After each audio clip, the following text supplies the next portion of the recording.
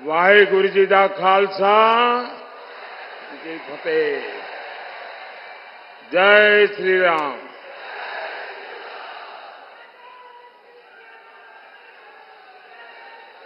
भारत माता की, भारत माता की। सबसे पहले तो मैं आप सबकी क्षमा मांगता हूं क्योंकि मुझे आने में थोड़ा विलंब हो गया और मुझे बताया गया कि आप काफी समय से बैठे हैं, इंतजार कर रहे हैं। मैं गुरदासपुर की इस पावन धरती को प्रणाम करता हूं। ये डेरा बाबा नानक जैसे पवित्र स्थान से सुशोभित है। इसमें हमारे गुरुओं के आशीर्वाद जुड़े हैं। मैं देख रहा हूं आपका ये उत्साह, ये प्यार गुरदासपुर और बीजेपी का ये रिश्ता कुछ खास है।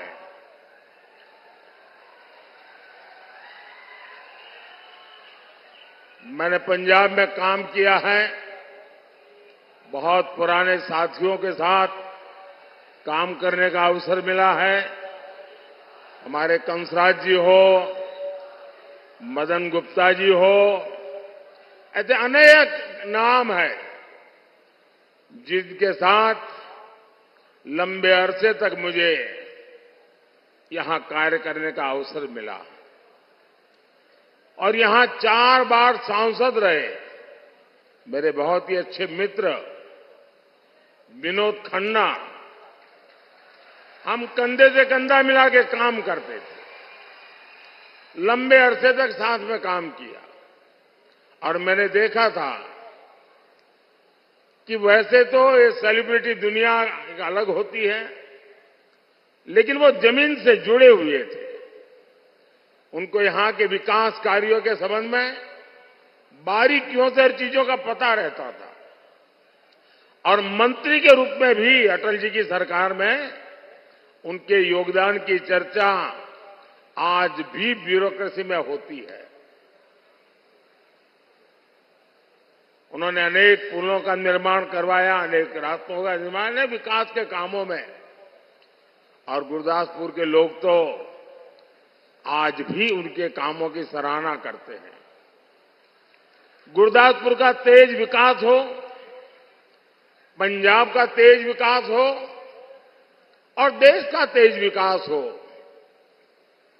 अपने तीसरे कार्यकाल में मैं आपकी उम्मीदों पर खरा उतरूं, इसलिए मैं आपसे आशीर्वाद मांगने आया हूं।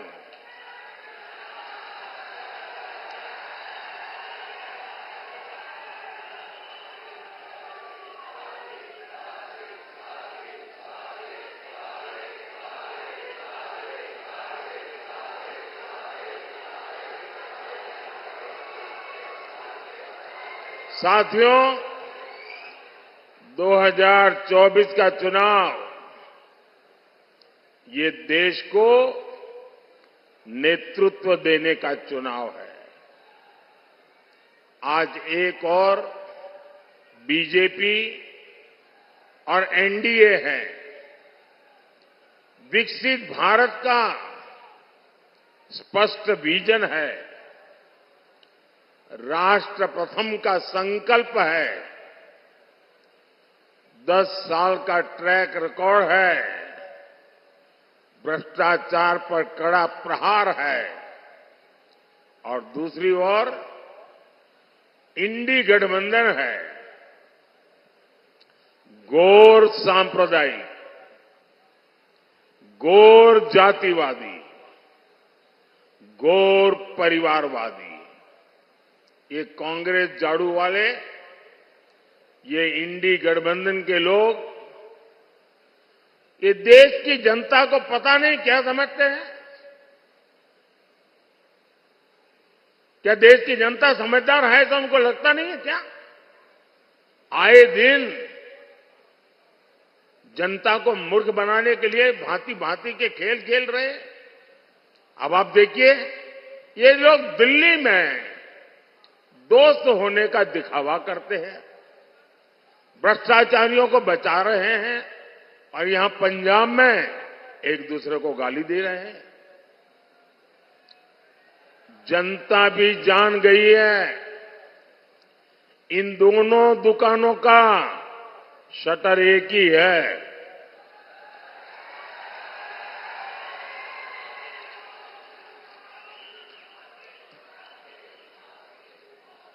इसलिए इंडी गठबंधन को हराने के लिए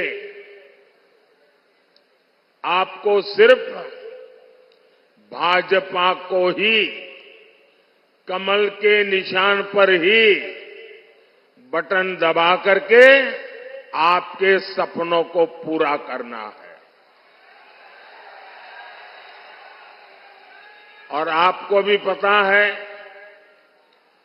केंद्र में सरकार, मुझे बताइए किसकी सरकार बनेगी भाई? आप बताइए किसकी बनेगी? आप यहां गुरुदासपुर में, पठानकोट में, कहीं पर भी रेल के डिब्बे में 100 लोगों को पूछिए कि बताओ भाई सरकार किसकी बनेगी? 90 लोग कहेंगे कि भाई मोदी की सरकार बनना पक्का है। अब जब इतना साफ साफ है तो कोई अपना वोट बर्बाद करेगा क्या? कोई अपना वोट फालतू में ऐसे खर्च कर देगा क्या? और इसलिए इस बार कोई दुविधा का माहौल ही नहीं है। इस बार इस देश का नागरिक, एक भी नागरिक अपना वोट बर्बाद करना नहीं चाहता है। मैं पंजाब के लोगों से भी प्रार्थना करता हूं कि आप अपना वोट बर्बाद मत होने दीजिए, बीजेपी को वोट दीजिए, सरकार बनना तय है।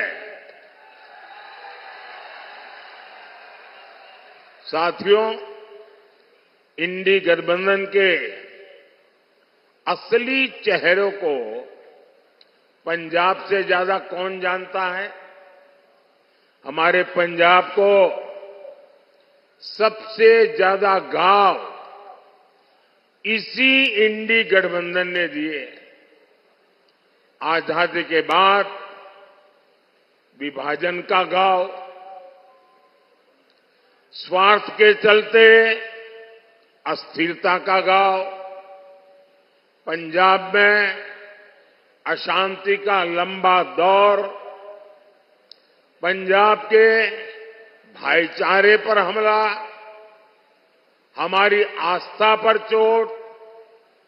कांग्रेस ने पंजाब में क्या कुछ नहीं किया। यहां इन्होंने अलगाववाद को हवा दी, फिर दिल्ली में सिखों का नरसंहार करवाया। कांग्रेस जब तक केंद्र सरकार में रही, दंगाइयों को बचाती रही। ये मोदी है जिसने सिख दंगों की फाइलें खुलवाई। ये मोदी है जिसने आरोपियों को सजा दिलवाई। आज भी कांग्रेस को, झाड़ू वाली पार्टी को इस बात की तकलीफ है, इसलिए लोग मोदी को दिन रात गालियां देते फिरते हैं। साथियों, जब देश हित की बात आती है तो कांग्रेस पार्टी आपको सबसे पीछे खड़ी नजर आएगी। आप याद करिए, कांग्रेस जब पंजाब में सत्ता में थी तो ऑर्डर्स कहां से आते थे? कांग्रेस चाहती थी कि रिमोट कंट्रोल से पंजाब की सरकार चलाएं, लेकिन कैप्टन अमरिंदर सिंह जी ने इस दिल्ली के शाहजादे का ऑर्डर मानने से इनकार कर दिया। वो सेना के देशभक्त जांबाज थे। उन्होंने सीमावर्ती राज्य होने के कारण राष्ट्रीय सुरक्षा को प्राथमिकता दी। उन्होंने दिल्ली के देश विरोधी ऑर्डर लेने बंद किए। परिणाम क्या हुआ? कांग्रेस के शाही परिवार और शहजादे ने उनको मुख्यमंत्री पद से हटा दिया। पंजाब का ये अपमान क्या कोई कभी भूल सकता है? भाइयों बहनों, दुर्भाग्य से आज भी पंजाब को रिमोट से चलाने की कोशिश हो रही है। दिल्ली के दरबारी पंजाब चला रहे हैं। पंजाब के सीएम वो अपने आप से एक फैसला नहीं ले सकते। इनके मालिक जेल गए, पंजाब की सरकार ठप पड़ने लगी।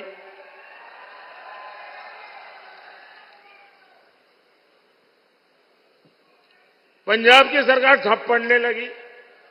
यहां के मुख्यमंत्री सरकार चलाने के लिए, पंजाब की सरकार चलाने के लिए, नए ऑर्डर लेने के लिए उनको तिहाड़ जेल जाना पड़ा। मालिक के सामने जाकर के उनको अपना रिपोर्ट कार्ड देना पड़ा, उनसे आदेश लेना पड़ा। आपको पता है, 1 जून के बाद कट्टर भ्रष्टाचारी फिर जेल जाएंगे। क्या फिर पंजाब की सरकार जेल से चलेगी क्या? आपको ऐसी सरकार मंजूर है क्या? ऐसी पद्धति मंजूर है क्या? ये पंजाब का अपमान है कि नहीं है? ये वीर भूमि का अपमान है कि नहीं है? ये गुरुओं की भूमि का अपमान है कि नहीं है? क्या ये पंजाब के भविष्य को दांव पर लगाने की बात है या नहीं है? आज पंजाब जिस स्थिति में है, उससे बाहर निकालने के लिए मैं पंजाब वासियों से प्रार्थना करने आया हूं। और मैं आज आपको आग्रह करके आपसे कुछ मांगने आया हूं। पंजाब के उज्जवल भविष्य के लिए, देश के उज्जवल भविष्य के लिए इस बार पंजाब ज्यादा से ज्यादा बीजेपी के सांसद चुन करके भेजे।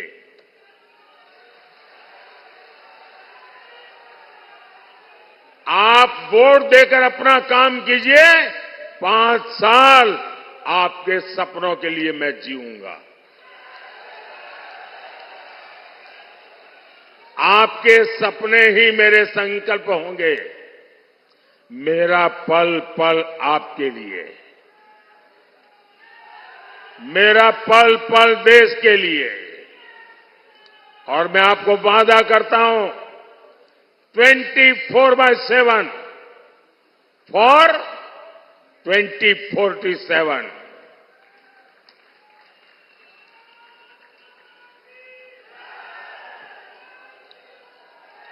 साथियों, ये इंडी गठबंधन वाले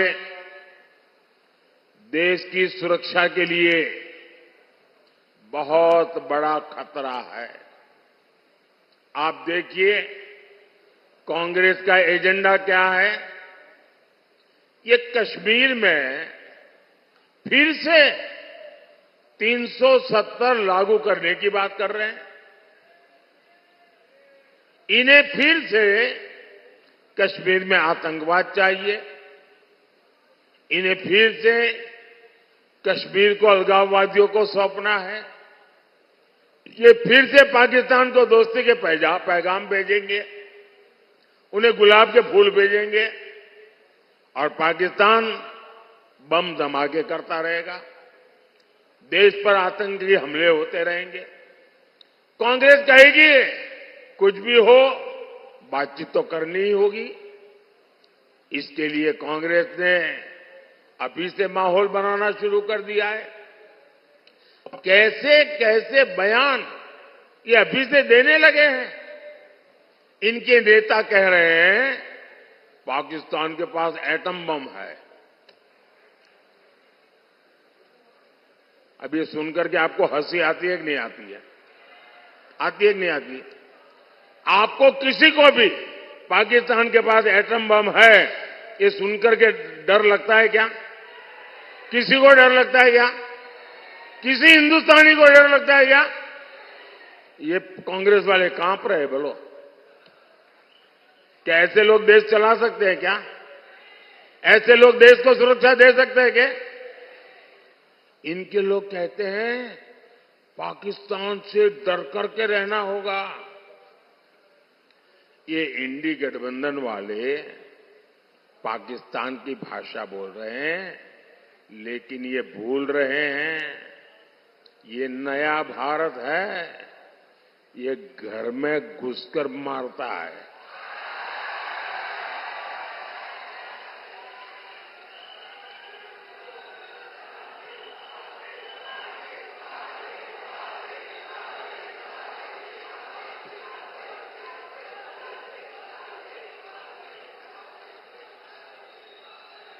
मेरा सौभाग्य रहा है पंजाब की धरती पर लंबे समय तक काम करने का, और गुरुओं की इस धरती ने मुझे सिखाया है, सौगंध मुझे इस मिट्टी की,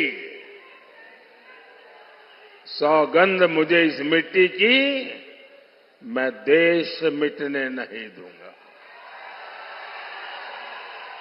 मैं देश नहीं झुकने दूंगा, मैं देश नहीं रुकने दूंगा। साथियों, कांग्रेस की समस्या ये है कि उसकी भारत में कोई आस्था ही नहीं है। ये शहजादे विदेशों में जाकर देश को बदनाम करते हैं। वो कहते हैं भारत तो राष्ट्र ही नहीं है, इसलिए राष्ट्र की पहचान को बदलना चाहते हैं। शहजादे के उस्ताद ने कहा है कि राम मंदिर के निर्माण से, हिंदुस्तान में रामनवमी मनाने से भारत की पहचान को खतरा है। कांग्रेस कौन से देश को मानती है जिसे भगवान राम से खतरा है? अयोध्या में 500 साल बाद भव्य राम मंदिर बना, पूरे देश ने हर्ष मनाया, लेकिन कांग्रेस पार्टी ने उसका बहिष्कार किया। और मजा देखिए, ये राम मंदिर की लड़ाई अयोध्या में भगवान राम का मंदिर बनना चाहिए, इसकी लड़ाई लड़ने वाला पहला व्यक्ति हमारा देश का सिख था, जिसने सबसे पहले लड़ाई लड़ी थी, राम मंदिर के लिए लड़ाई लड़ी थी। और उनके जो वंशज थे, इस बार जब राम मंदिर का कार्यक्रम था उसमें वो मौजूद थे। ये सिखों का योगदान है हमारे देश में। इंडी गठबंधन के नेता राम मंदिर को अपवित्र और बेकार बता रहे हैं। आप मुझे बताइए, ऐसे लोग पंजाब की पहचान पर हमला करेंगे कि नहीं करेंगे? इसका जवाब हमें इस चुनाव में कमल पे बटन दबा करके देना है। साथियों, कांग्रेस और आम आदमी पार्टी पंजाब के भविष्य को दांव पर लगा रही है। ड्रग्स, हमारे युवाओं का भविष्य निगल रहा है। अपराधियों को राज्य सरकार से संरक्षण मिला है। आज पंजाब में विकास ठप है, किसान परेशान है और ये इंडी गठबंधन वाले अपनी जिम्मेदारी से पल्ला झाड़ रहे हैं। भाइयों और बहनों, पंजाब का विकास ये मोदी की प्राथमिकता है। बीजेपी सरकार यहां दिल्ली कटरा हाईवे बनवा रही है। बीजेपी यहां अमृतसर पठानकोट हाईवे जैसे इंफ्रास्ट्रक्चर बना रही है। बीजेपी यहां रेलवे सुविधाओं का विकास कर रही है। हमारी कोशिश है पंजाब में नए अवसर पैदा हो, किसानों का भला हो। बीते 10 वर्षों में हमने पूरे पंजाब में धान और गेहूं की रिकॉर्ड खरीदी की है। जिस भाव पर कांग्रेस सरकार में फसल खरीदी जाती थी, अब उस एमएसपी को 2.5 गुना तक बढ़ा दिया गया है। किसानों को बीज, खाद और अन्य जरूरतों के लिए पीएम किसान सम्मान निधि मिल रही है। पंजाब के हर किसान को इस निधि के 30,000 रुपये से ज्यादा बैंक में उनके खाते में ट्रांसफर किए गए हैं। यहां पंजाब में मोटे अनाज, श्री अन्न की पैदावार भी बहुत है। आज मोदी श्री अन्न के लिए बहुत बड़ा अभियान चला रहे हैं, उसका प्रचार कर रहे हैं। मोदी का लक्ष्य है भारत का श्री अन्न दुनिया के कोने कोने में पहुंचे। इससे पंजाब के किसानों को भी बहुत लाभ होगा। हमारी कोशिश लीची उत्पादक किसानों को फूड प्रोसेसिंग इंडस्ट्री से फायदा पहुंचाने की भी है। अगले 5 साल में हम इन सभी प्रयासों को आगे बढ़ाएंगे। भाइयों और बहनों, ये महाराजा रणजीत सिंह जी की धरती है और जब मैं महाराजा रणजीत सिंह जी का पुण्य स्मरण करता हूं तो काशी के सांसद के नाते हर बार मेरा सर झुक करके उनको नमन करता है। आप जो काशी जाते हैं ना, काशी विश्वनाथ महादेव के दर्शन के लिए, वो स्वर्ण जड़ित है। वो सोना महाराणा रणजीत सिंह जी ने जड़ा हुआ है। काशी के विश्वनाथ महादेव में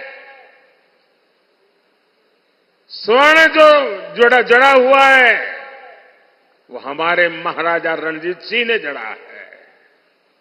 और इसलिए काशी के सांसद के नाते मैं हर बार सर झुका करके उनको प्रणाम करता हूं। यहां की मिट्टी में हमारे गुरुओं का प्रताप और बलिदान शामिल है। हमें विकसित पंजाब, विकसित भारत के मंत्र को साकार करना है। इसके लिए मुझे आपसे आशीर्वाद चाहिए। मोदी आपसे यह अनुरोध करने आया है, 1 जून को गुरदासपुर से दिनेश सिंह बब्बू जी,